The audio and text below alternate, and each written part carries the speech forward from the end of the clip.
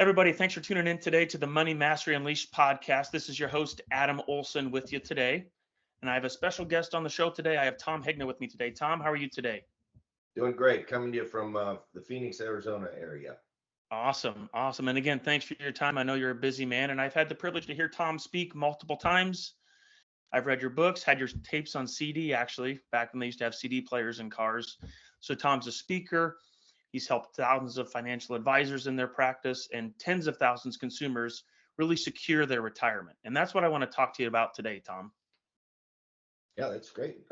We could go right off of one of my books or however you want to do it.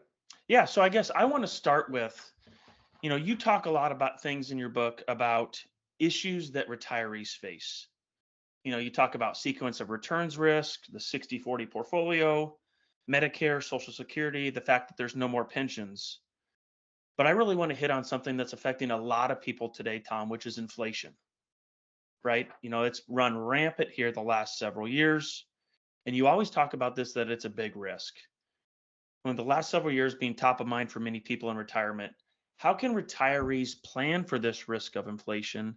And what are ways that they can prepare for this risk of inflation in their own retirement plan? Could you speak to that a Right. little bit for me? Sure. I mean, the reason inflation is such a big risk is that even if inflation is 4%, purchasing power is cut by more than 50% over 20 years. So if you're getting 40,000 in 20 years, that'll be worth 20,000 a year. And so you can't just have income in retirement.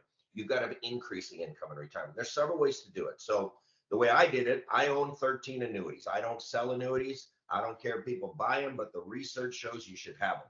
And I've got some that start at age 60, some that start at age 62, some that start at age 65, some that start at age 67, some that start at age 70, some that start whenever I want them to start. Okay. So I will have, and most of those, by the way, are in Roth IRAs. So that'll be Yeah. increasing tax-free income for the rest of my life. That's how I've chosen to do it. There's other ways. There are some annuities that go up every year by 2 or 3 or 4 or 5%. You can do it that way. If you don't like annuities, then you should at least cover your basic living expenses with guaranteed income, and then you can optimize the rest of your portfolio to protect yourself against inflation. So that's where real estate would fit. That's where stocks would fit. That's where, other things that typically will keep up with inflation. Yeah, I love it, Tom. I think that's just something that a lot of people don't. Either we have do-it-yourself people or people who try to do, one product with this advisor and another product here. A lot of consumers in today's environment don't really think about that risk of 6, 10, 12% inflation for 2, 3 years in a row. And it can wreak havoc on portfolios when you have to do extra distributions to keep up with that cost of living.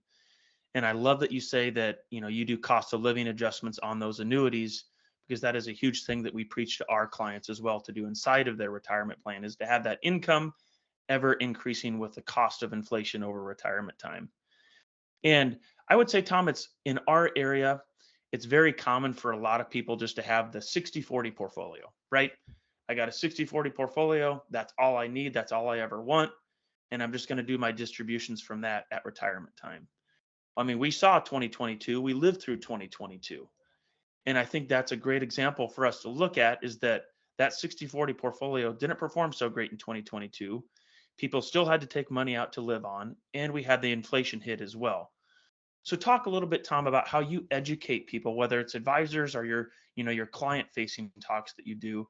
How do you educate people about the risk of a 60/40 portfolio, and what's maybe a better way to do it?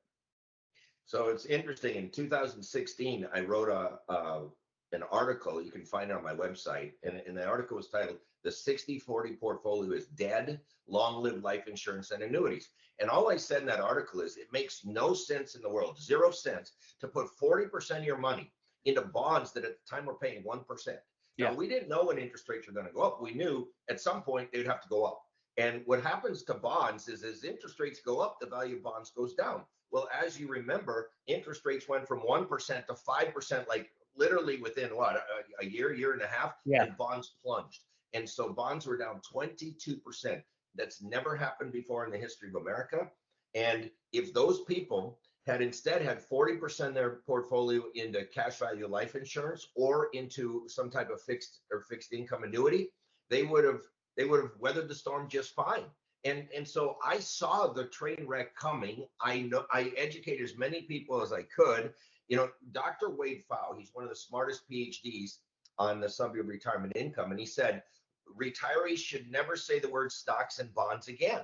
It should be stocks and annuities, because bonds didn't do what they were supposed to do. They're supposed to protect you, but when interest rates go up, the value of bonds is going to go down. And so, Dr. Roger Ibbotson wrote a whole white paper. You can Google it. Dr. Roger Ibbotson, fixed index annuities. He studied fixed indexed annuities versus bonds. And he found that fixed indexed annuities outperform bonds for the last 40 years and are likely to do so for the next 40 years. So I tell people the easiest way to get involved with an annuity is just replace your bond portfolio. It's going to do better than your bond portfolio. It's going to protect you from downside risk. And so that's my advice is listen to Dr. Wade Pfau and say stocks and annuities. Too many people are trying to compare annuities to stocks. Annuities are really not a great comparison to stocks, but they're a great super comparison to bonds. Yeah, thank you so much for saying that, Tom. That's really what, since interest rates have hit these elevated levels inside of annuity contracts that we haven't seen for, since the late 2000s, what we've been doing a lot of planning with our clients is hey, we got the 60/40. We're taking you over from another advisor. Let's put your 60% in an all stock portfolio, right? We'll keep that diversified. US based is what we like to do. And then exactly like you said, we like to siphon off that 40% and let's use something that's guaranteed, right? Let's give you a guaranteed rate of return from a fixed MIGA contract, let's say, or an indexed annuity contract. There's also riders that you can throw on those things for incomes. I love the fact that you can get guarantees out of annuities and you don't get those from bond portfolios, which a lot of people miss the boat on. That's correct. Yeah. And the annuity can guarantee you income you'll never outlive. You live to be 140. If they cure cancer, diabetes, heart disease, you're going to be getting that check every month. And with bonds would have probably run out long ago, especially when the bonds go back down to 1 or 2%. That you can't live off of that type of interest. Correct. Annuities are an excellent tool. So I'm really glad that you said that, to siphon off part of the portfolio to put into a fixed contract with some guarantees on it. I love that idea as well. Tom, you've talked before in your books about some of the risk with Medicare and Social Security. Just this morning, I had a client planning meeting. The clients came in and they got that wonderful letter from Social Security about their Medicare costs rising because of income due to the IRMA penalties. Yep. So, Tom, what do you think is going to be happening with the Medicare Social Security system in regards to these IRMA costs that a lot of retirees are going to be facing over the next 10, 20 years? Yeah. So, people are worried Social Security won't be there. I could literally fix Social Security in less than 15 minutes for the next 100 years. Okay, Social Security will be there. They're going to have to raise retirement age on younger people. I mean, my dad got it when he was 65. I don't get it till I'm 67. My daughter probably shouldn't get it till she's 69. Her kid shouldn't get it because people are living longer. Okay. Yep. And then they're going to have to raise some taxes. Oh, wow. Instead of paying 6.2% to Social Security, you might have to pay 8.1%. I mean, they're going to have to be small changes, but they're not going to. You won't hardly even notice them. The media will blow it out of proportion. Oh, they're throwing Granny off the cliff. But it's a pretty easy fix for Social Security. Medicare, on the other hand, I have no idea who's going to fix that. That is way, way, way worse off than Social Security. And what they're actually doing with this IRMA penalty is, people say, well, these billionaires shouldn't get Social Security. Well, they did pay in. I think they should at least get the money that they put in out. But that being said, what they're doing is they're raising the Medicare premium on wealthier clients or who have income. And so like the average Medicare premium might be $188 for most people. At the high end, it's more like 584 or 602 or something. It's like Correct. 5 different levels. Most people don't know about it. But if you have income that's over, 60, 70, 80,000, you're going to find out about it real quick. And if you have income like at 400,000 or 500,000, you're going to be paying the max. And what I see happening is they're going to keep raising that IRMA penalty so that wealthy clients, all of their Social Security will eventually be paying for their Medicare. That's what I see. Yep. And we've already seen that happen. There's been some people who have actually had to pay in to get Medicare, which is shocking. And that's why, Tom, so I'm in my mid 30s. My main clients that I work with are business owners, self-employed individuals. I preach to a lot of people in their 30s, 40s, even 50s that, hey, having tax-free income, just like you just talked about, Tom, with the Roths, providing you tax-free income at retirement time, and then taking advantage of life insurance, tax-free income as well. Those are two massive things that we need to be planning for in our younger years while we have time for those assets to grow in order to be planning for that IRMA penalty that we're going to get hit once we get on Medicare. Yep. Yeah. I mean, Planning, that's why in Don't Worry, Retire Happy, the number one step is you got to have a plan. Most Correct. people don't have a plan. They don't plan to fail. They just fail to plan. And so that's why it's so important. I don't think retirement's a do-it-yourself project. There's just too many moving parts. I mean, I know this stuff inside and out, and I have a couple of financial advisors that I work with, and so because I don't follow all the latest products, and as you know, products change every 2 weeks. The interest rate changes, the Yep. crediting rate changes. I need somebody who's on top of all of that. But I don't know how somebody could do it by themselves. And if they are, I can promise you this, it's going to be a suboptimal plan. It won't be as good as what it could be. No, that's exactly right. Because advisors, we live this stuff, we breathe this stuff. It's our day in and day out. And even if you do have somebody that does it themselves, Tom, they're missing the boat, whether it's from a tax planning standpoint, investment planning standpoint, or a product or protection standpoint. Yeah, a risk. They forget about Yeah. long-term care, and Yeah. that'll wipe them out. That's the one risk most people forget about that can wipe out their entire life's work. Yep. No, you're exactly right. You're exactly right. Thanks for sharing that, Tom. Now I want to move on to you talk about this a lot. Solutions to secure your retirement. That's what I want to talk to you about next, Tom. And a lot of people that I see in our area, I would say we live in a very conservative area. I'm in the Midwest, Nebraska. They really hesitate to spend their money, right? They save, and you talk about this in your book. They save, save, save, save, save, don't spend. The kids get it, and then they go have the dream retirement. They buy the Corvette. You talk about it. Yeah. And I love that you talk about the go-go years, the slow-go years, and the no-go years. So I want you to hit on that. But then I also want to talk to you about how you phrase the conversations to allow clients the luxury to spend their assets in retirement. Yeah. So could you hit on those two things for me, Tom? So, when I was an advisor, I'd work with people and they had plenty of money. They were in their 60s and 70s. They had plenty of money, but they wouldn't even touch it. And I said, wait a minute now, you don't get to take any of this with you. You're supposed to go out and spend it, but they wouldn't touch it. They wouldn't touch it. They wouldn't touch it. And I said, look, you told me when you retired, you're going to join a country club. You're going to buy a new boat. You're going to go see the world. Have you done that yet? Oh no, there's so much risk. The market's so volatile. Bitcoin goes up and down, and they're just freaking out about. Oh, we're in two world wars. We're in two wars right now. I mean, they're freaking out about everything. And so they don't touch their money. They don't touch their money. They don't touch their money. Then they die. What happens to money? Goes to the kids. What do the kids do with it? Oh, they join the country club. They buy a new boat. They go see the world. And what I tell people is, look, you're not supposed to leave your kids money. You're supposed to spend your money. Spend all of it. Leave them life insurance because you can do that for pennies on the dollar. I'll just give you an example. We got 4 kids. So one day we're sitting around saying, how much should we leave the kids? My wife said, I don't know. What do you think? I said, well, if we bought a $1 million second to die life insurance policy, name the 4 kids the beneficiary, when we're both gone, they're going to get $1 million tax free. That's $250,000 a piece, plus whatever will be left over, and there'll be some stuff left over. I said, let's start there. So we bought a $1 million second to die life insurance policy, named the 4 kids beneficiary. That policy is totally paid up. Do you know what the total cost of that $1 million policy was? $150,000. So think about that. For 15 cents on the dollar, we now get to transfer $1 million tax free to our kids. But here's the best part: who gets to spend the other $850,000? We do.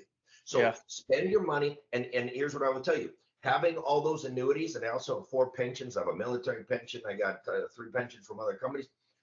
The nice thing about that guaranteed income is it gives me the license to spend my money. Correct. The reason people don't spend their money in retirement is because they got this big lump sum, a 401k lump sum. Oh, what if I spend too much? What if I lose it? What if this happens? What if that happens? If you turn some of that into guaranteed lifetime income, it's a paycheck. And what did you do with your paycheck when you got it? Well, you spent it. All right. And now those guaranteed paychecks give you the license to spend your money. You don't get to take any of it with you. It's all going to stay down here. So you might as well go out and enjoy yourself and use life insurance to go to the kids and then spend all your money. But I know what you're talking about because I'm a saver. My wife's a spender. I'm a saver.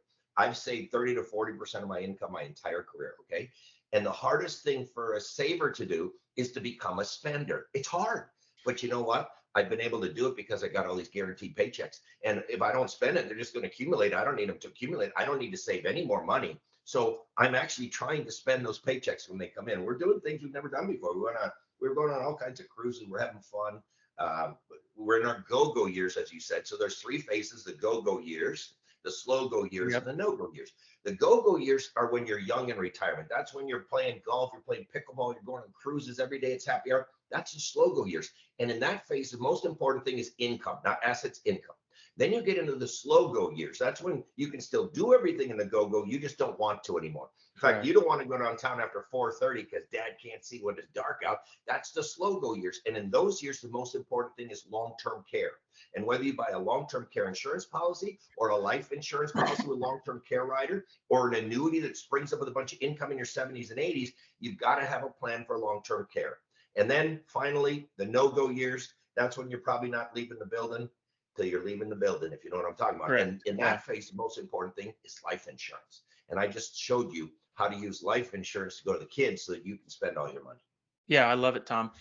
It's always when clients come in, we have to start earlier than later when we're doing this planning. So whether it's long-term care or life insurance that we're talking about, those are two very important protection aspects that we need in order to give clients a license to spend their money in retirement, to spend those paychecks and playchecks that they get, right? So Right. talk a little bit about when do you think it's an appropriate age for clients to be looking at those things? And when would you start to have those planning conversations with clients so we can secure those insurance products before it's too late and pay that increased premium?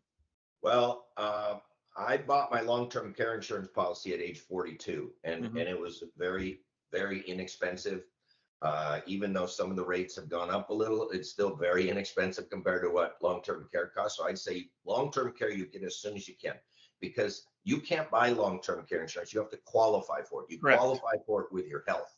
And today is probably the healthiest day of the rest of your life. So you've got to get long-term care insurance as soon as you can. It's cheap if you do that. Life insurance. I bought a $5 million whole life policy when I was 50. I wish I would have done that when I was 25. Now, I didn't have the premium dollars when I was 25, but it was a lot more at age 50 than it would have been at age 25. But Yeah. yet at age 50, it's still a lot cheaper than if I waited till 75. Yeah. So, life insurance is one of those things you want to get early.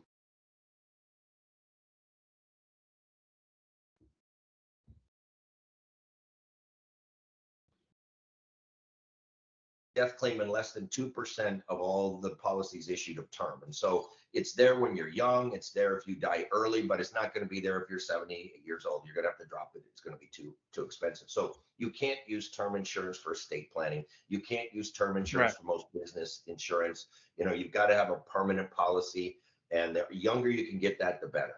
Yeah. I always say in a perfect world, if price was never an issue, everybody would have a permanent policy. Yeah. And Everybody and would. they would be, I'll tell you just a quick story. So I have that whole life policy. I put a lot of money in there. My annual premium was 226,000, just to put that in perspective. But Yeah.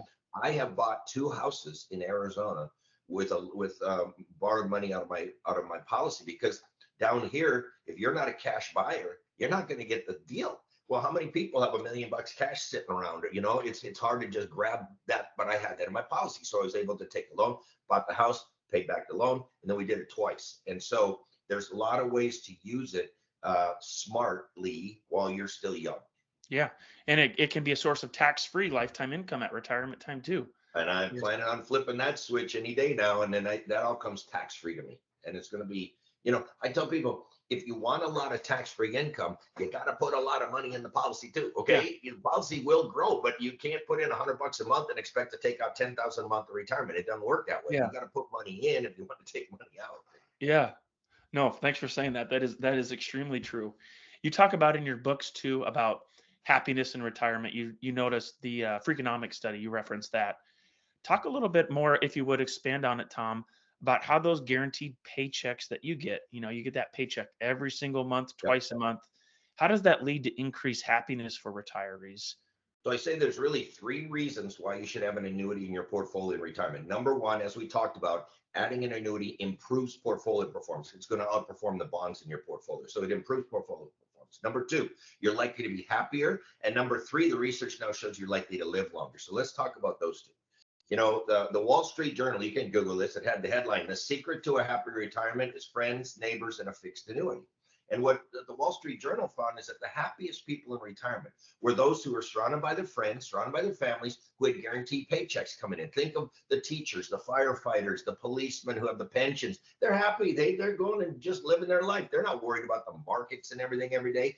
And so when you have the guaranteed income, you tend to be happier. Time Magazine found the same thing in Great Britain. Lifetime income stream key to retirement happiness. Yeah. The American colleges found when people know how much income they have coming in every month. They know what kind of activities and housing they can afford, allowing them to choose the lifestyle that makes them the happiest. And so when you've got this guaranteed income coming in, it allows you to be happy. You don't have to worry about things. And now the research shows you're likely to live longer as well. So the Freakonomics report was actually a University of Chicago study. And the University of Chicago study people who had guaranteed income annuities versus people who didn't. And what they found is that the people who had the annuities lived longer than the people that didn't. And so the Freakonomics thing said research shows that people who buy annuities tend to live longer, and not just because they have the money to buy an annuity. It has to do with the monthly payout, and that they're just waiting for that next check, and just waiting for the check causes them to tend to live longer. I got another quote here. So, well, I'll try to pull it off my head. Patrick Tricker wrote an article in the Journal for Financial Service Professionals, and the title of the article was Annuities and Longevity Risk. I can't remember the name of the title now. I got it over Yeah, here, you're good. but it's not mine. But what it did was it showed the average 65-year-old male who owns an annuity will tend to live 20% longer than the 65-year-old male who does not. And the whole rest of his article explained why people of guaranteed income tend to live longer. They're not worried. They don't have Yeah. stress. And because they're being paid to live, guess what? Some of them choose to live differently. They watch what they eat. They exercise. They call the doctor when they're not feeling well. And all those little things cause them to tend to live 20% longer than people who don't have that guaranteed income. So I think the research is very clear. Your Correct. portfolio will do better. You're going to be happier, and you might just live longer. Yeah, no, that was when we reference those studies, it's just wild for people when we tell them about it. Their eyes open up. It's a really cool thing to see. I think annuities have, I guess I would say in the past, I feel like they've got a lot worse rap than they do today. They're a lot more common today in our industry. But talk a little bit more, Tom, if you would, about how these lifetime income annuities work and why it's an essential tool from the aspect of that lifetime income and mortality credits, and how people can use that to an advantage to actually increase their income at retirement time. Yeah, I want to read some quotes. I'm going to reach over here and grab this. Okay, Yeah. so what I do is I base everything I do off of math and science. I don't base Yep. it off people's opinions. I don't base it off my opinions. What is the research showing? The research is clear that people should have annuities. The Center for Retirement Research at Boston College, here's what they say. Annuities, by pooling longevity risk and generating mortality credits, allow a higher level of income and insurance against premature exhaustion of assets than any other drawdown strategies. They also say lifetime income products are a cornerstone of retirement planning. You've got BlackRock. BlackRock doesn't sell any annuities at all. Okay, they have $9 trillion in the stock market. They have more money in the market than Fidelity. They have more money in the market than Vanguard. Here's what BlackRock says. Adding guaranteed lifetime income combined with a more aggressive asset allocation generates 29% more annual spending ability from one's retirement portfolio and reduces downside risk by 33%. That's BlackRock. You know, Ernst & Young, they don't sell any annuities. And they're a huge accounting firm. And what they did was they did a study. They wanted to find what would be the perfect retirement portfolio. And you can Google it. Google Ernst & Young life insurance annuities. And here's what they came up as the perfect retirement portfolio.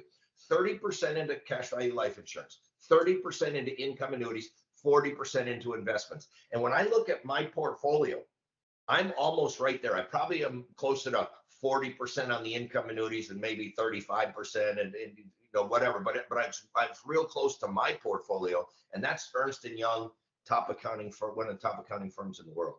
Yeah. And it's that risk mitigation that we talk about. Yeah. Yeah. People want to talk about upside return, but protecting yourself from the downside is just as important as getting upside return. And I guess people just don't understand it. They think the market always goes up, and it doesn't. We had an entire decade, just about a decade ago, where the market didn't do anything for 10 years. Mm-hmm. I guess people forget about these things. Japan, the stock market was down for 35 years. Yeah. 35 years. What would that do to your retirement if the market went down for 35 years? Not pretty. And don't say it couldn't happen here. I mean, we're $34 trillion in debt, and that debt's climbing $1 trillion every 100 days. Totally unsustainable. Taxes are going to have to go up a lot. I mean, there's all kinds of issues out there. Yeah. And Tom, when we're in this high interest rate environment, advice for a 25-year-old is way different from a 55-year-old. And we've been encouraging a lot of clients today to say that, hey, these interest rates are high. We can lock in some great guarantees, some high payouts from these annuity contracts Can you speak to maybe the interest rate environment and how that affects some of the annuity contracts that are commonly used? I mean, these are the highest payout rates I've seen for 15 or 20 Yeah. years.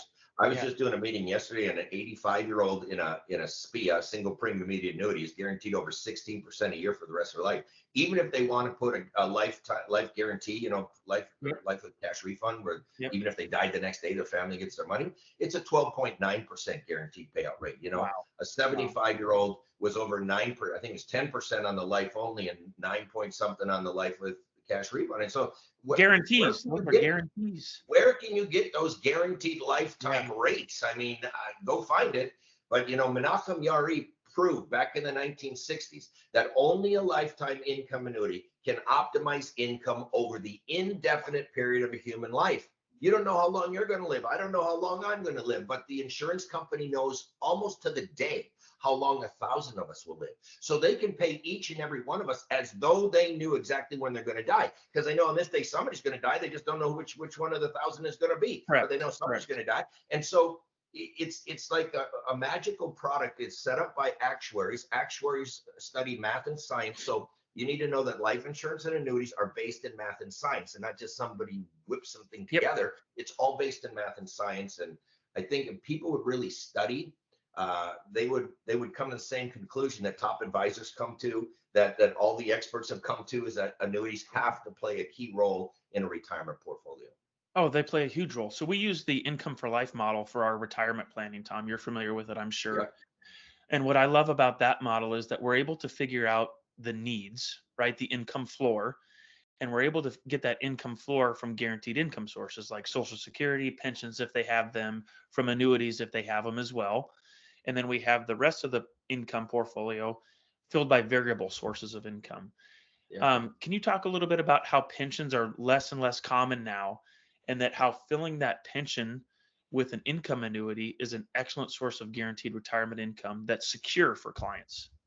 Yeah, I mean, even think back to your parents and your grandparents. Most of them had pensions, and they were pretty happy in retirement. They go play golf. They go on a couple trips every year. They didn't worry about the stock market. They didn't worry about real estate prices. They just lived their life, and that's what guaranteed income does. And so, if you don't have a pension, then you've got to basically buy yourself a pension, which is an annuity, an income annuity. That's a pension. That's what it is. It's based off Yep. your life expectancy, and they'll tell you, you put in X number of dollars, you're going to get this check every month for the rest of your life. If you're married, you can do it on both your lives. So it'll pay as long as either one of you is alive. And so, there's the guaranteed lifetime income is so important because it improves portfolio performance. You're happier and you tend to live longer. Who'd be against those three things? That's Yeah. why when I see these guys on TV bashing annuities, well, what they're trying to do is get you to pay them forever fees. I call them forever fees. They say, oh, the commission products are bad. A commission is a one-time deal paid Correct. by the insurance company. It doesn't come out of your money. Yeah. Certainly the product is priced to pay a commission, but the money doesn't come out of your account. You put in 100,000, 100,000's in there. You go with one of these guys on TV, you put in 100,000, they start taking fees out right away, and that never stops. The market go down 50%, they're still taking out their fees. And Correct. so I don't understand how, these forever fees are somehow better than a commission paid by an insurance company. Somebody's got to explain that to me, because I certainly don't understand it. Yeah, and annuities are the one thing that can give you that guarantee that no portfolio can, no investment Right. management can guarantee you those payouts and guarantee you a performance like those annuities can. So, Tom, I love the fact that you shared about the life insurance, giving that to beneficiaries at the end, that it's tax free. It gives you a license to spend your income. I also think long term care planning, if you don't have that built into your retirement plan, that is, you're just planning to fail right there. Right. But, Tom, I work with a lot of younger people too, 30s, 40s, 50s. Can you talk, if you were in today's advisor world, if you were an advisor working with these clients in their 30s, 40s, 50s, some of my basic advice is I always talk about Roth deferrals inside of 401k plans to max that out. I talk about triple tax benefit of HSA dollars and how we can use those tax free at retirement time. And then I really hit a lot on IUL. We have a great IUL product at Mutual of Omaha that we really like to use for tax free retirement income planning. And then I also like to use brokerage accounts. So that's how I do things for clients currently in their younger years. But Tom, I'd love your input if you would say, what investment advice would you give, products advice? how would you say clients start investing assets in their 30s, 40s, 50s? It's interesting. My latest book here, Who Yeah. Wants to Be a Millionaire? This I wrote for 20s, 30s, 40s, Yep. 50s. It shows people how simple it is in America today to become a millionaire. If there's anybody out there who doubts that they can become a millionaire, read that book. You could go to my YouTube channel, Tom Hegna, and I've got a bunch of, or even if you just Google Tom Hegna, Who Wants to Be a Millionaire on YouTube, I'm on Fox Business almost every Saturday afternoon. Okay, so Yep. 4:30 to 5:30 Eastern, almost every Saturday afternoon. There's a show on, but they're all on YouTube as well. So if you just type Tom Hegna, Who Wants to Be a Millionaire, you'll be able to watch some of those episodes. I talk about the importance of Roth. If I was a young person, I would not put a penny into a 401k or IRA. Put Thank it into you. Roth Thank you. 401k, Roth IRA. I talk about most Americans could be millionaires except for two simple things. Number one, they spend way too much money on their cars. And number two, they get divorced. So the moral of the story is drive a used car and stick with your first spouse. Now, I don't have to joke about the divorce thing. That'll Yeah. wipe at least 50% of your Yeah. money out. So that's really bad financially. It's a financial nuclear bomb. But people don't realize how damaging the cars that they're buying is killing their retirement. And I give an example in the book. I'm going to try to find it.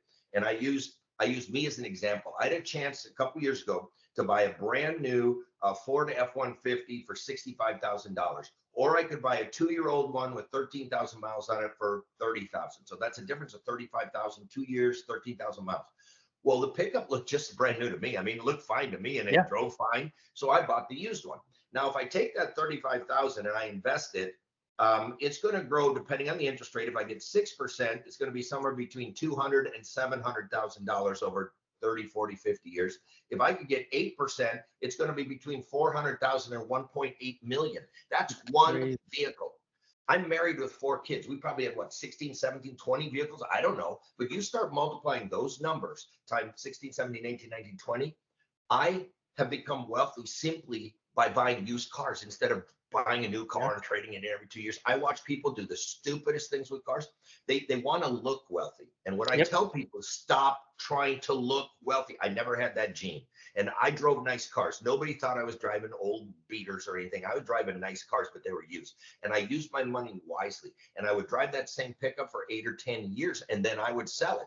Okay. And so that one thing alone could help most people become, they're driving their millionaire future down the road in their Tesla or whatever they want, Lexus or whatever they want. Yeah. Yeah. I always say if your car payment's higher than the amount that you're saving for retirement, that's probably not a good thing. Yeah. And there was just numbers that came out last month that the majority of new auto leases have carryover debt on them, or auto loans have carryover debt on them. And that's just, cars are a depreciating asset, Tom. You're just throwing Right. dollars out the window by doing that. And that's the other thing. You don't want to put the majority of your money into depreciating assets. Correct. Cars, boats, jet skis, RVs, computers, iPhones, shoes, laptops, dresses, clothes. Those are all depreciating assets. Now, we all need some depreciating assets, but you don't want to put the majority of your money there. Correct. You want to put the majority of your money into things that go up over time. Those are appreciating assets. That's how you get wealthy. That's exactly right, Tom. I always tell people toys, I'm talking boats, campers, RVs, motorcycles, pay cash for those toys. That's the basic advice that I usually give to a lot of people. You don't want to take a loan on a depreciating asset because now you're paying more as it's going down and down. And down. That's a lose. That's a money loser. That's a wealth crusher. That's a recipe for disaster. We've also done a lot of Roth conversions really these last 2 years. And we're looking to do a lot of client Roth conversions here in 24 and 25 because the Tax Cuts and Jobs Act expiring.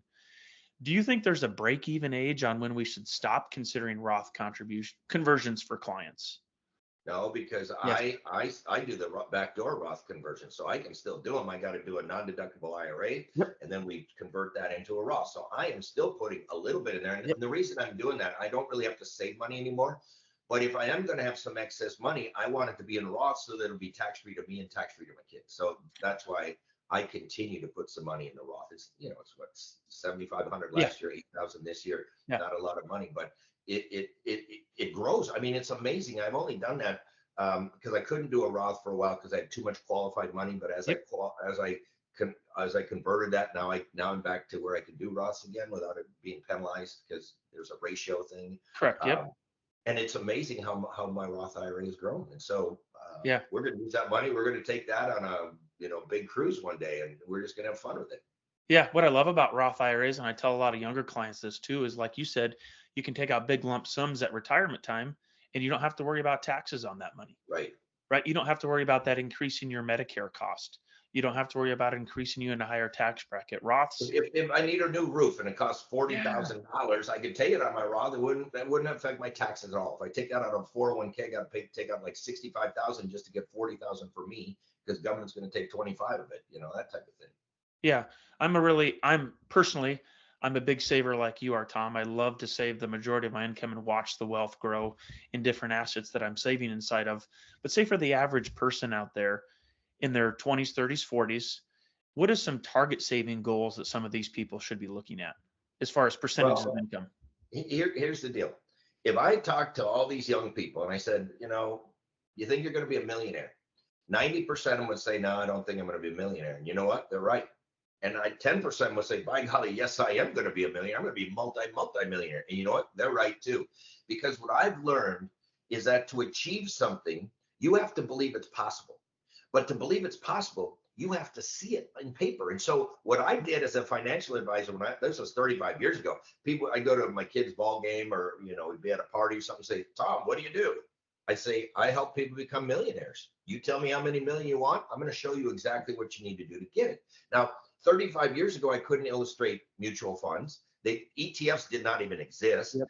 I couldn't, there's one product I could illustrate, and that was life insurance, whole life insurance. So I would solve for $1 million of cash value at that person's age 65. And for example, a 25-year-old female would be like 7,700 a year. And if she did that every year, by the time she's 65, she'll be a millionaire. Now, I'm not saying people should put all their money in life insurance, but what it did was she could see it, that she could do it. Okay. Now 7,700 on a 25-year-old girl, that's pretty tough to do. But then I would take her over a time value of money calculator, and I'd show you, look, if you could get 6% a year, you only have to put away $500 a month.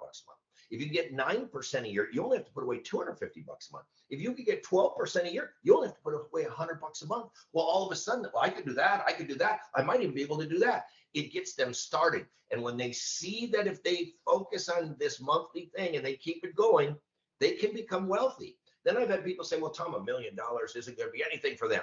I don't disagree, but I'll tell you this, the first million's the hardest. The Yep. second and third and fourth come a little quicker, because now you got your money working for you instead of you working for your money. The first million, you got to work for your money. The second and third million, you can have your money working for you. And so, these are just simple. The reason I wrote the book was because I got 4 kids. And Yeah. these are the things I've taught my kids on how to build wealth. And they're all doing very well. Yeah. The younger you start, the easier it is. Let it compound as soon Yeah. as you can. Time is the one thing that young people have on their side. Correct. Time, it Yep. will solve a lot of problems. Yeah. And like you said, Tom, too, the other thing, I'm sure you saw that Northwestern Mutual study about income or assets that's needed for retirement that just came out here last month. And you see the younger generations are assuming they just need over $1 million for retirement. And for younger people, I coach them a lot is, $1 million may sound like a lot now, but in 30 years, like you just said, Tom, it might not be a lot. So for younger people, I try to coach them on percentage savings, right? Let's try to get to 20 to 25% of your gross income in Yeah. savings. Don't snap your fingers and do it all at once, but that's a target that we work to, because $1 million sounds like a lot today, but 30 years with this inflation that we've had, Tom, it's not going to be a lot 30 And years from now. if somebody can get a habit of saving Yep. 20% or 25%, they're going to do fine. They're going to do very well.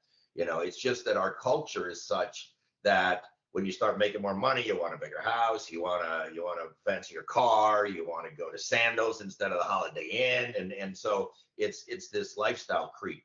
Yep. Lifestyle creep quashes a lot of wealth building. Yep. Yep. And for a lot of business owners, some basic advice that I give too in our household, what we do, Tom, is we have a household budget that we stick to. So every 2 weeks from my business accounts, I get a paycheck to our personal accounts. And then that's what we base our lifestyle on. So as the business grows, my lifestyle stays here. And it allows me a lot of freedom and flexibility to save for future plans that we have. And I just think that's some great advice that business owners can utilize too, is to, just like at retirement time, give yourself a paycheck so you have a Yep. lifestyle that you can keep up, and you don't have to worry about taking my 10% raise every year and buying something else to fill up your paycheck. Yep. No, I agree. So Tom, I'm going to link your websites. I'm going to link your YouTube inside of this links as well. But do you have any closing thoughts? Thanks again so much for your time today. This has been extremely helpful. And I would say, Tom, your material is not only beneficial for advisors, but for consumers as well, for clients as well. Yeah, I mean, people say that knowledge is power, and that's not true. Applied knowledge is Yep. power. And so if people don't do anything with the things that we discussed today, it won't do any good for them. So Right. that's why I think it's so important to have a plan and to meet with a financial professional like yourself, because I just don't think retirement is a do-it-yourself project. I know probably about as much about retirement as almost anybody in the country, and I use Right. financial advisors too. Okay, so I could do it myself, but I wouldn't do it optimally by myself. I would probably get pretty close, but by using a financial advisor, I know I'm going to get the right product at the right time from the right company. No, I love that, Tom. And what I like too about using an advisor is, say there is one spouse like yourself that does everything, knows everything. Well, what happens if Tom's gone? Right? Right? Your wife might not have interest in that, and then what? You Yep. know? No, you see that all the time. Yep. It happens all the time. And sometimes it's the wife who knows where everything is, sometimes it's the husband that knows, but they both, and that's where the advisor could step in and say, look, I know where everything is. Just Yep. relax. We're going to get this step by step and we'll get it taken care of. That's an excellent point. Yeah. Tom, thank you so much for your time today. I really appreciate this. You've helped a lot of people out over the years, and I know this episode is going to help a ton of people out with their retirement planning needs as well. So thank you again for your time. It's really appreciated. Thanks, Adam. Take care. You have a great day, Tom. You too. This podcast is for educational purposes only and may include references to concepts that have legal and or tax implications. It's not to be construed as legal or tax advice. Such information or opinions is subject to change without notice and is not intended to use as an offer or solicitation with respect to the purchase or sale of any security, insurance products, or offer of individual investment advice. Any strategies discussed may not be suitable for everyone. Mutual of Omaha Investor Services, Inc. does not provide legal or tax advice. Please consult with your appropriate professional regarding your personal situation prior to making any financial decisions.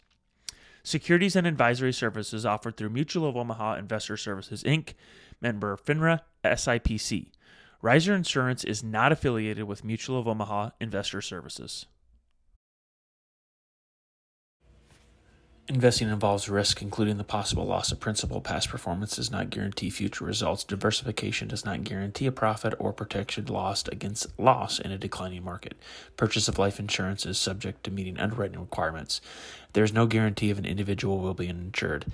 Annuities are long-term investments designed for retirement purposes. Withdrawals of taxable amounts are subject to income tax, and if taken prior to 59.5, a 10% federal penalty tax may apply.